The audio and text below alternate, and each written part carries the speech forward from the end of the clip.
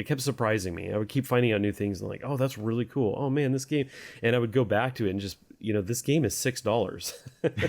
It's really just like, wow, what a game. It's such a cool game for that price. We probably should have opened with that.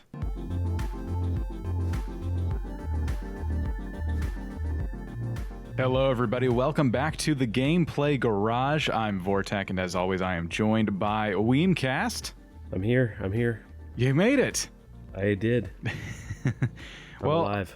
Yeah, I was kind of hoping you would make it because the game we're talking about this week is Mindustry, and it's your fault that I know it exists. Haha. So thanks for that. Yeah, I've been enjoying it. I know. You wouldn't stop talking about it, and then I had to look at it, and then I thought, the way that looks right up my alley, doesn't it? So now we're going to be doing a conversation about it today. So we got together, we played. The footage you're seeing if you're watching this on YouTube is, of course, of the game. Some of it is myself and Weem playing. Some of it's just me kind of playing with it. And overall, Weem has put way more time into it than I have. This is something that was kind of introduced to me. So I'm going to be asking a lot of probably pretty stupid questions. And you can kind of, take the wheel there and explain what the heck's going on. Yeah, I'll do my best. Well, first of all, for anyone who doesn't know, and especially audio listeners, this is a game, just imagine a tower defense, okay? A tower defense, you're defending a point and a bunch of waves of enemies are coming and killing it. You got your tower defense, but combine it with a game like Factorio, where you're collecting resources and you're moving those resources around, in some cases to even different buildings that will turn those resources into other resources, to turn them into other resources. It gets pretty advanced. There's several layers to every round of Mindustry that you play. And in a nutshell, that's kind of the game. You're just trying to collect as much as you can until the point where you can launch your base, your main point of operation. You can actually launch that. All the resources go into your tech tree allowance, essentially, and you can start unlocking things. So it's in your best interest to collect as much as you can every round to survive as many waves as you can. Did that about cover it for people who've never seen it before? Yeah, I think so. It's pretty interesting. My brother, I got my brother hooked on it. I sent him a message and said, hey, check this out. I think you might dig this, because he played a lot of Factorio. I played a good chunk of it before it came to Steam, and then since it's been on Steam. But he really played a ton, and it was cool because he was really into this game a long time ago on Sega called Herzog Zwei, and it was basically top down. You flew around as this fighter jet looking thing, but you could transform into like a robotic walker on the ground, and you would place down defenses and place down units and take bases, and you could play against somebody else. This game was out in like '89. Of course, I said it was on the Genesis, so right. It was a while back. So anyway, he was telling me, oh man, this is so cool. It reminds me of like that game, Herzog Zwei meets Factorio. And so what I've told people about Factorio was I really like Factorio, but I didn't feel like I had much of a purpose. I know they added later that you could like launch a thing off of the planet and everything, but I don't know. With this game, with Mindustry, it's because of the waves and because of the tower defense kind of style to it. It gives you that sense of urgency. There's waves coming every minute and a half or so, and so you're constantly like, let me get all the resources. Okay, I got to defend this stuff. And I think one of the key things to it as well, the thing that really got me into it, you kind of touched on, and that's launching the resources off. So you end up unlocking all these maps, and you can play a map for the different resources. Like, oh, this one's got a lot of this resource, so I'm going to play it because I need it for what I've been calling my account. You said like it goes to your tree, and I think that's also a good way of putting it. But yeah, you go down, you play for a while, and every X number of waves you can launch off the planet with your resources. So it's kind of like, what can I get away with? Get down there, start building stuff, trying to get all these resources, and then you leave and say, I got a whole bunch of these resources so that I can pay for these certain unlocks in the skill tree. And that gameplay loop there is really cool to me. If it didn't have that, it's kind of like, I think it would have a shorter lifespan for me. That's been what's interesting for me is, so I didn't really, I've seen people play Factorio. I get the point of it, but what kind of like turned me off from it, and a lot of games have this effect on me, despite playing games like Worm. Okay. A lot of games though, my biggest turnoff is the graphics. that's, they really are the hook. It's judging a book by its cover 100%. And I've let a lot of games slide, but there's still times where I look at a game like Factorio and go, that looks too gloomy for me right now. I'm just not really into it. So a game I played that's very much like Factorio is actually called Factory Town, and much more appealing graphics for someone like me, very cartoony.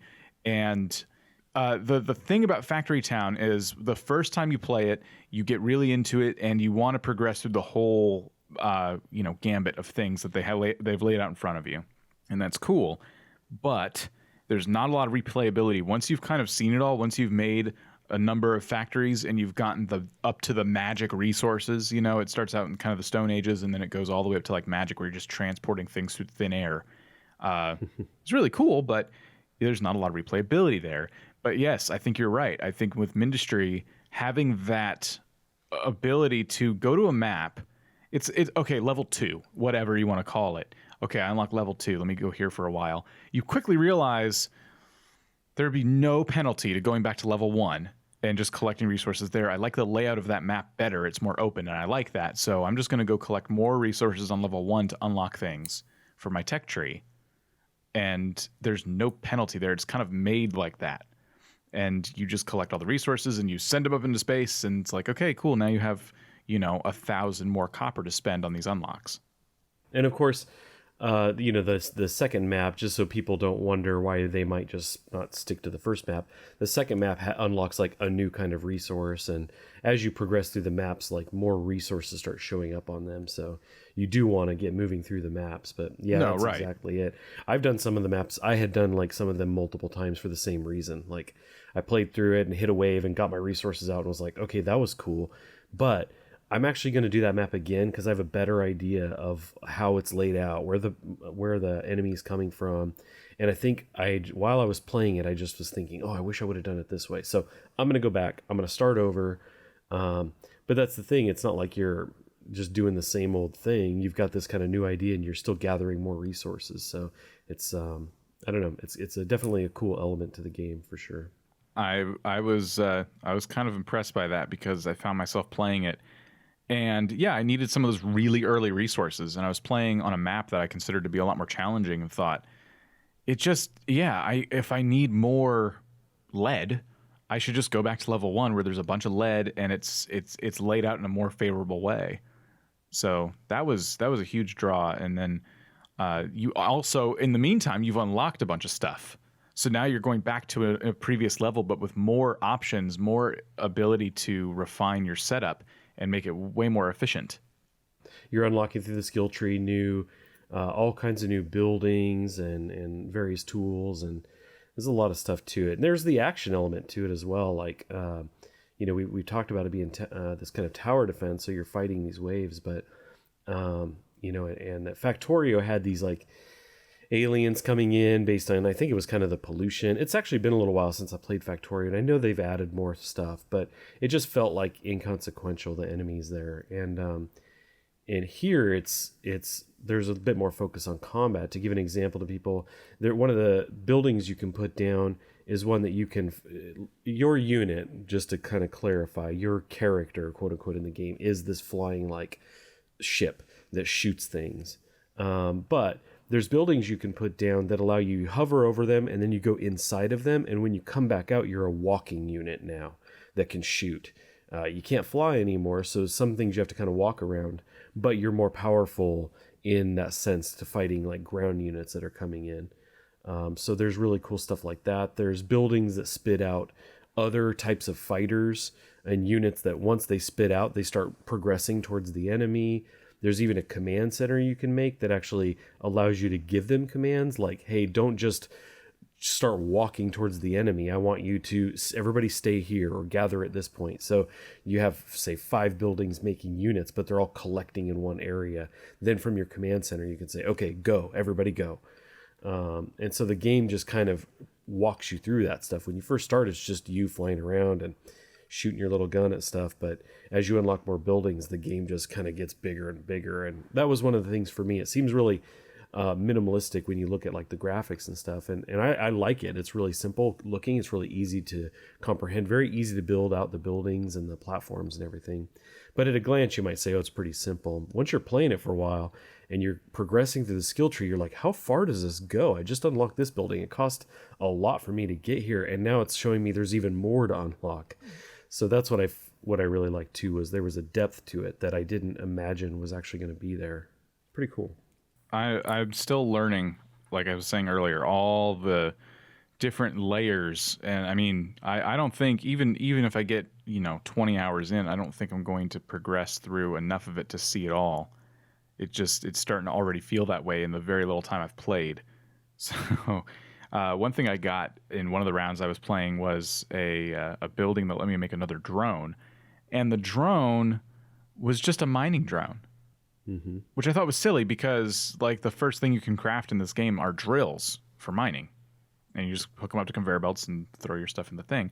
So this drone went on its merry way and started mining. But what I liked about it, and I didn't tell it to do this, and it might have just been a coincidence because I put it down kind of close to this spot, but I still haven't figured out, and I'm sure you know the answer to this, but I haven't figured out how to put down drills next to each other and then have conveyor belts coming off of them. So if you surround a drill, right, you can't put any conveyor belts on the sides of it. All the outputs are on the sides of the drill. If you surround it in other drills, it's just sitting there doing nothing. So I had a bunch of drills around a spot, and then the little drone went and just started mining in the middle. I'm like, okay, that kind of makes up for the fact that I couldn't mine in there anyway, because all my drills were covering that spot. There's definitely... You've got to do some planning around some of those. And if you did, like, say, a 3x3 grid of drills, that middle drill is not going to do anything because it can't input its outputted resources into another drill. But there's certainly things, and I don't know if you've unlocked it yet, but for example, you've got conveyor belts that move things along a line, but there's what are called bridges too. And you could say it starts here and then it lands on this side, and that allows a conveyor to go over, in a sense, a building. And those can span up to like 3 or 4 squares. I forgot which. So that's kind of cool too. You can jump buildings and stuff like that. So a drill that, let's say, was in the middle of a bunch of buildings, but at least had a block or two of space, could have its output go. It could have the start of a bridge connecting right to it, and then the other end of it, would hop out and spit the resources out, outside of this ring that it found itself trapped inside of, if that makes sense. Absolutely, yeah. I got the bridge. I never tried it, but I definitely unlocked something called a bridge. And I thought for a moment maybe this will work, so I can like output from like the top of one of the drills instead of the sides. But I never even tried that. I never got that far. But yeah, I definitely unlocked that. Yeah, and it won't do it from the top, but if you had something fully trapped and you at least had one block, of space, you could say, well, I'll put this here, and it'll, wherever the bridge is touching, any drill will kind of input into it. So, do you know if you get bigger drills? There is a well, actually, is it a 3x3? I can't remember if it's a 3x3. I think there is a 3x3 drill. You do need it for certain kinds of resources. So I'm trying to remember. Yeah, I'm pretty sure there is a 3x3 drill. But once you're getting up at that level, you start to need things like not only power, but I think you need liquid for that one as well. And that just goes into the depth of the game. You'll start getting maps that have water. So you're like, oh, okay, water's the liquid. Well, there's also buildings that can pull up like the slag or whatever, melt it down. So now it's this like liquid slag, and that can go into things. Another cool aspect of this game that I like is that you've got the turrets, and as long as you feed them their ammo, for example, there's a gun that takes lead. So as long as you give it lead, it's going to do X amount of damage, but you can also feed it optionally. You can feed it a liquid, and it will tell you like, oh, based on the kind of liquid that you're feeding it, here's how it's going to like amplify the damage. Or if you add this molten, slag or whatever, it's going to also burn things and set them on fire, So you get some really cool options like that to kind of upgrade, those turrets in a sense. Yeah. I was really impressed by that too, because I did put down one of those guns and I saw, okay, it needs copper ammo, and it was working. It's like, but there's another line there for like liquid or power or whatever. I'm like, okay. So it's kind of like an upgrade, and you've set up like another remote area with maybe power you're generating, and you got to carry it over there. Yeah. So, and the other thing, the very first thing I think anyone will notice when they play is the ship that you're flying around in shoots, and the little pew pew pews that come out of it sound exactly like Space Invaders. And, Yeah. and it's not the same, but it's very, very similar. And it really struck me. I'm like, okay. And then I'm seeing a wave is about to come forward, and I'm like, huh, what game did I just pick up? So I was convinced for a moment there I was about to just start playing Space Invaders, and I had no idea what the heck I was doing. But what I was going to say was what's cool about this game is I really like the combat, as minimalistic as it is. I like seeing the various enemies that start coming in towards you, and there's these little mechs that are walking, and I'm like, okay, that's cool. And then suddenly, like you got these mechs covered, no problem. And then suddenly, something comes flying over the little hills. You haven't been able to walk over these hills, but suddenly this dude's like flying over them. And now you got to figure out, oh, okay, anti-air. Great.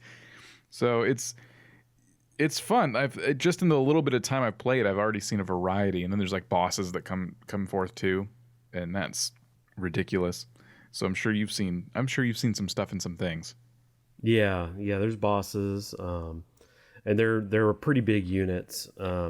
I did find that one of them was pretty easy to cheese. I flew over to it, and it basically was kind of round. It had guns at the front, but then it just had its like jets in the back. And I noticed it was big and kind of slow, and it would like turn and face me and fire. But you're kind of nimble, so I actually flew behind it and flew myself like into its backside and was firing. And so it was like this giant trying to turn to shoot at me, but I could easily stay behind it. I was like, okay, I'm cheesing this.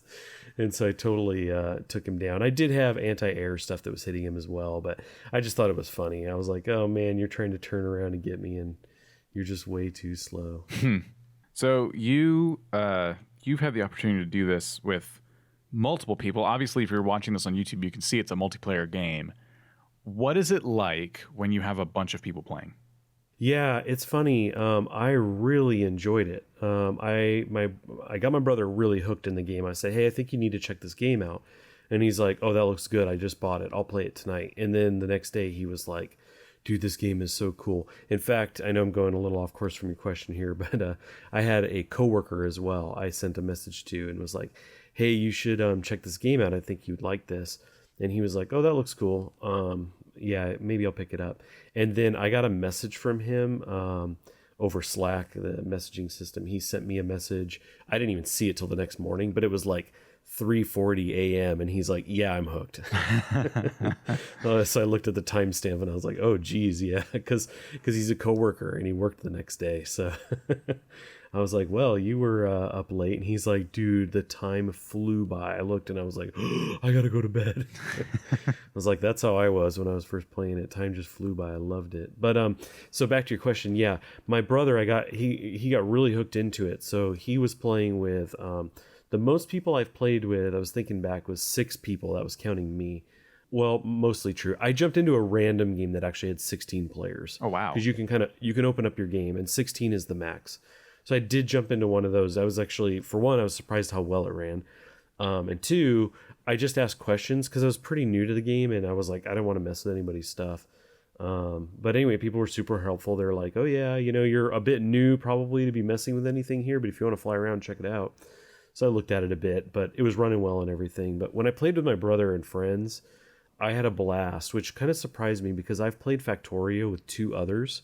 And I don't know, we found ourselves kind of struggling to kind of work together. It's like, well, I guess I'll do this. If you want to do that, okay. And then there seemed like there'd always be the third person was always kind of like, didn't have much to do, or was kind of like, I guess I'll just do this thing. I don't know. We didn't have that kind of like fun element there, I think, with the multiplayer. With this one, we're just all over the place. And again, I think it's because of the waves coming. So there's this sense of urgency. So everybody is like, okay, I'm going to do this. I'm going to do this. There's you got to rush to it, And my brother, for example, I've played with both my brothers, in fact. And one of them, what he likes to do is he likes to go right to the end of the map where the enemies are coming in, and he's like, I'll try to hold them off. So he starts putting down walls. He's putting down drills for copper to make the early turrets, and he's basically trying to make a first line of defense, while the rest of us are like flying around and like we need to get a lot of copper to get started because we're spending a lot right away. When you have a bunch of players, everybody wants to build stuff right away, and the copper is like can never go above like 100 because people just keep spending it. So we usually start by saying, hey, everybody, we need copper. So everybody kind of flies around, puts down a drill or two to get started, and we really start getting the copper flowing as quickly as possible. We bring all these lines into the core and try to get the copper just pumping in there. And so after that, once you really get copper going, everybody's kind of spreading out. I've got lead going here. I've got this here. Oh, cool. I'm going to add to your line here. And the communication's flowing, and everybody's just like, it's high pace. And I don't know. I found it to be really fun. That sounds awesome. I'm going to need to join into one of these bigger sessions because so far I'm mostly like, it was you and I, and you were kind of teaching me the game a little bit. And then I was kind of alone and just feeling overwhelmed. It feels like it's almost more tailored to more people than single player. It definitely works either way, no problem. But the map is so big for one person. You kind of feel like, oh my gosh. And yeah, I like the idea of going up and making a front line of defense too, because I hadn't really thought of that. I've been kind of biding my time. Like the enemies will start coming, and I'm not done making my next wall of turrets. Like, oh no, trying to finish it up. Yeah. And later on, I started, in the tutorial shows you this, but I just didn't take advantage of it. I started taking advantage more of pausing the game. And then I was going to say. Right. And then building it out.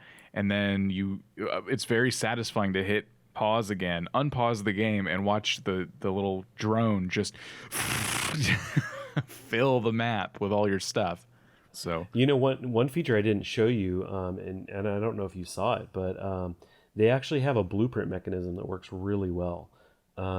You can, and I've saved a few blueprints myself, but you can also get them on the workshop, where basically anything you've put down, you can highlight. I forgot what key it is. I want to say it's H, but if you hold H down, I think it is, it's as if you're holding your cursor down. So you move your mouse and it drags out a square, and it saves everything you've highlighted as a configuration.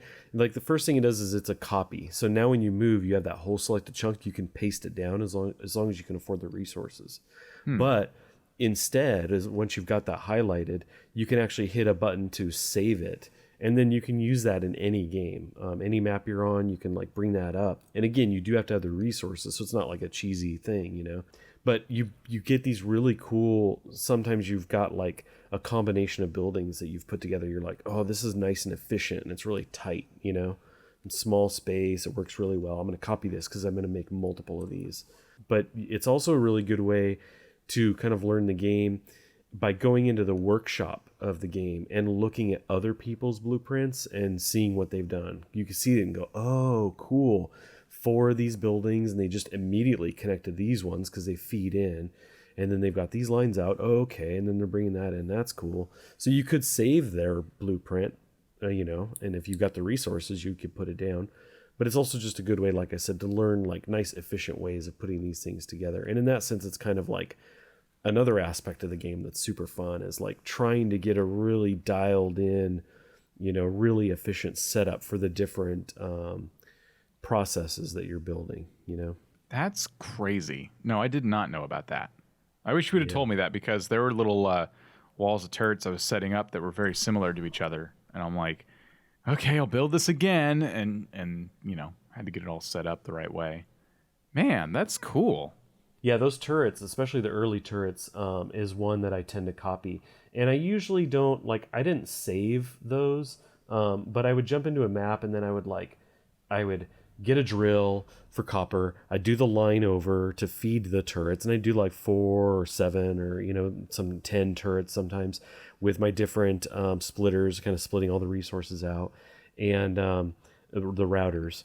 And then, then I might be like, you know what, let me copy that. And then I would go paste that somewhere else, where I want another line of defense.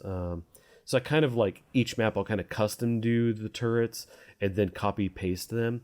But I do have a couple other configurations I've done that I actually saved because they're big. It's like I need 4 of these buildings to get this resource, which feed these 3 buildings. Those 3 then generate this into a liquid. So now I have 3 of these pipes coming together to go to one building. You know what I mean? And you don't want to keep doing that, but you know you're going to have multiple. So I have a really good setup there. I ended up placing it with my brother and friends. I was like, hey, let me put this down. And they like all flew over and they were flying circles around it. And we were all in voice chat on Discord. And they were like, oh, dude, that's really cool. It just makes you feel good because you're like, I know I played around with that for a while. I didn't even look at anybody else's, you know, I just kind of like, oh, I can get this a little closer, you know, with the next one I built. And let me get this little snug. And then this one spits out to here and just try to make it like super tight. It's real small space. Because the thing to note about some of these maps is you're dealing with like little alleyways a lot of times. There's some maps where it's really narrow to get through certain areas, and you got to try to make these things as compact as possible. And to me, again, that's just another aspect of that game, you know, those kind of challenges, like, you know, how am I going to work within these kind of you know, boundaries, you know. It's pretty cool.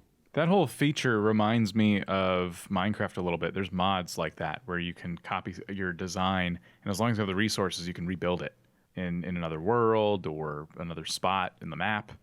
And yeah, that just, to me, that seems like someone who's seen stuff like that and thought, oh, wow, this could work in other games too, and dropped it in. That's an awesome feature. Yeah, for sure. This game, like I said, it just keeps like, it kept surprising me. I would keep finding out new things and like, oh, that's really cool. Oh man, this game.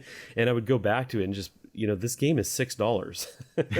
It's really just like, wow, what a game. You know, it's such a cool game for that price. We probably should have opened with that. Yeah, by the way, it's $6. But yes, just by the way, for now, at the time of recording this anyway, it's $6. Yeah. And I'm looking at it right now. It is 6, no discount. But you know, winter sale's coming up, and who knows? He may even discount it, you know, drop it from that. But that's the standard price, $5.99. Yeah. Man, I forgot the $6 thing. I forgot what I was going to say now. Yeah, I've been very, very impressed by the very little time I've put into it. And the one thing about doing the show is that it keeps getting me into games that I definitely don't have any business playing right now. It's the holidays, and there's already a lot of games that I've put off on, you know, on my Steam library, and here I am. We keep looking for new games to play, and no, I have no business playing this game. None. So there's no time. Yeah, we do it for you, listeners. We do it for you. I remember what I was going to say now. I think the tie-in to the Steam Workshop is Steam's greatest strength as a platform. That's pretty good. Yes, I think, and don't get me wrong, plenty of games utilize the Workshop, but it's usually like, oh, I made this mod, I made this map, whatever. This is a very creative way to like utilize the Steam Workshop, that resource, and so that really, I think, helps the community get together and beyond just, okay, this mod is uploaded on the Steam Workshop and everyone just downloads it, and there's really no back and forth. But I feel like a game like this, you're collaborating with people who you'll never play the game with them, but you will collaborate with them on like, oh wow, I saw you made this machine, that's really cool. You know, did you know you could do this and make it even more efficient? I could definitely see stuff like that happening. Well, and that's the thing too. I mean, they don't just have you know, these blueprints. And they have maps as well. I've made a map and threw it on the workshop just because I wanted to, you know, test that out. But they also have it's modding. You know what I mean? So people actually have made new buildings, new structures that do whole new functions. You know, add whole new things to the game. And to me, that's just yet another exciting thing about it is that who knows where this is going to go? Because people right away were making all kinds of new buildings. I saw a trade one that was like, yeah, with this building, you can input any resource and trade it 5-to-1 or something like that. Wow. And I was like, that's interesting. Now, that could be a little cheesy if you have like thousands of copper, you know. But maybe there's some kind of progression. It's like, well, copper can go to lead and lead can go to something else. You know what I mean?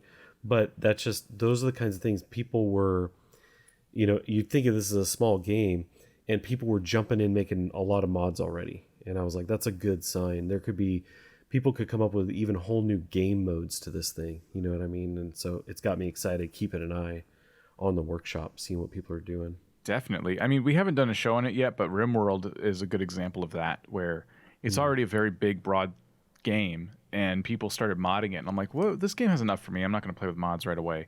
But when it was let go after a while, like, when I say let go, I mean like the game was up for a while, and the modding community had time to like really refine its craft.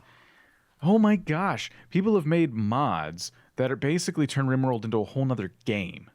There's one that the developer now was talking about where you can actually like launch a spaceship, but be in space and like live on the spaceship. It's like that's not even remotely the same game. Yeah. So wow. I can definitely see a game like this where people are already getting excited about modding. Is it still an early access game? I really should know that. Let's see. I haven't played RimWorld in a long while. No, sorry, I meant Mindustry.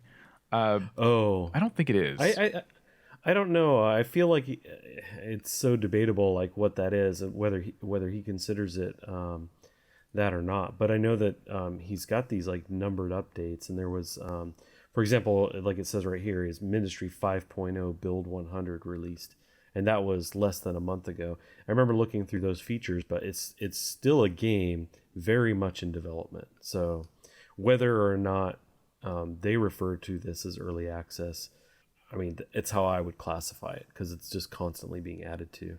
Yeah, these days it's almost as if like everything and also nothing is in early access, because people just keep adding to their games. And then also for those curious, I mean, I love this game, and I'm looking just on the Steam reviews right now. They've got, all reviews and recent. I mean, one's 97%, the other one's 98%. It's overwhelmingly positive with, over 2,000 reviews. So a very well liked game.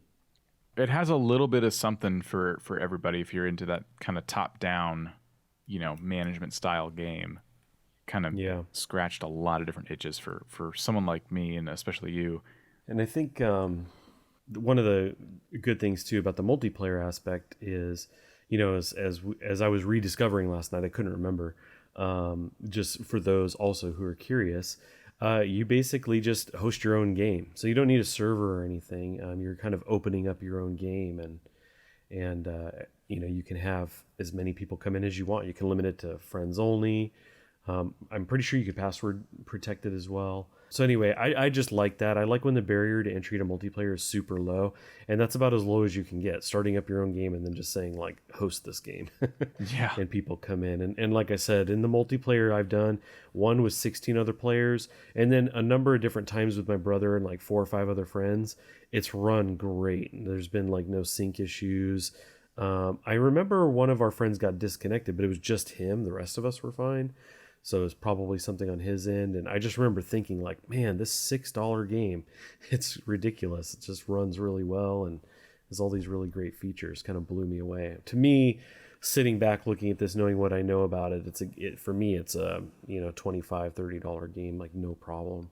Yeah, I'm kind of the same way. I really judge games by the amount of time I can spend in them. And that to me is kind of the the trade-off when you pay more for a game. And it has really very little to do with graphics or story or whatever, really whatever. It's just about how many hours am I going to sink into this? And that formula can work against me with games like Minecraft, where I've probably played literally thousands of hours.